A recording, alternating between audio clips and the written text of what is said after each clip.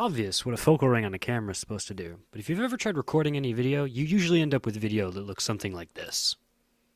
It's shaky, choppy, and having your hand anywhere near the camera causes it to tremble like you're standing on a volcano.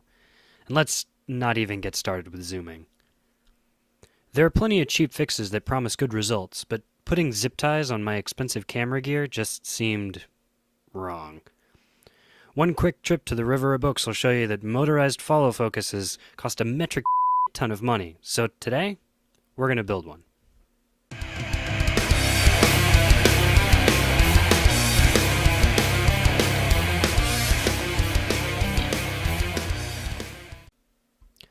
Okay, so what are some of the goals of this project? Well, first of all, we want to have smooth motion going in both forward and reverse.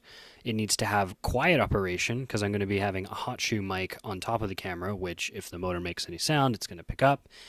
I want to have really slow motion, because I'd like to do time lapses with this. And if we can make it cheaper and better than alternatives, that's a bonus. Also, check out how much end play there is on this gearbox. So, parts. I got an Arduino Nano for $8, an Allegro stepper driver for $3, a 12-volt power supply or battery, about $9, a NEMA 11 stepper motor, about $18, kind of pricey, and some miscellaneous parts, a 10K potentiometer, a 100 microfarad capacitor, 2 end-stop switches, some proto board, and some screws, which puts my total spent at about $85 so far. I tested the electrical design using a breadboard and jumper wire set, which is a must for any DIY electrical project. After looking into the data sheets for both the Allegro and the Arduino, the circuit I needed could be set up with relative ease. The Allegro is a very common stepper driver used in 3D printing, which makes it cheap. It also takes a lot of the headache out of working with stepper motors. In my circuit, the Arduino supplies pulses via the step pin on the stepper driver, which then fires a stepper motor in the correct sequence.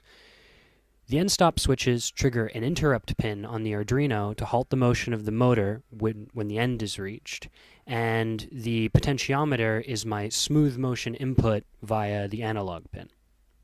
I chose to use a stepper motor over a cheaper DC motor for this project for 2 reasons. One, because it has static holding torque, which for some of my lenses is a must because they have the tendency to creep when held at certain angles.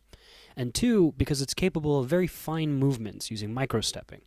Microstepping is the ability for a stepper to hold its position between full steps by modulating the power between the motor poles. So if the stepper motor has 200 steps per revolution, or a 1.8 degree included step angle, then 1/2 microstepping means that you effectively get 400 steps per revolution, or a 0.9 degree step angle, and hence much smoother motion. The code for this project broke down into 2 logical pieces. The first was to achieve multi-directional movement from the potentiometer by scaling to an absolute value function, where the center of travel for the potentiometer was the middle of the curve, the graph of which looks something like this. I also included a small dead range in the middle of the graph to account for a bit of jitter from the analog to digital converter on the Arduino. Lastly, the external interrupts triggered by the end-stop switches were made easy through the Arduino library, which just simply maps their input to a function. The code for this project can be downloaded from the link in the doobly-doo if you'd like to read more. The mechanical design consists of 2 main parts, the motor mount and the gearing. The motor mount needed to have a bit of wiggle room for the motor so that the gears could be properly aligned, and hence the slotted mounting points. I also wanted to add mounting holes so that I could easily mount my end-stop switches on the side of the motor mount. These parts were then 3D printed and glued into place. While I had the gearbox apart, I had to do something about the terrible amount of end play that was in the right-angle gearbox, so I took it apart and noticed that there was a lot of extra material left over from the injection molding process, and it wasn't cleared away very well. So I decided to lap the surface until it was smooth, and the mating surfaces of the gearboxes had better tolerance, and thus less end play. Lastly, I took an old flexible fridge magnet and glued it to the back of the adjustment knob to allow me to place smaller magnets on the surface. This made it easy for me to add adjustable end stop points for working with all kinds of lenses.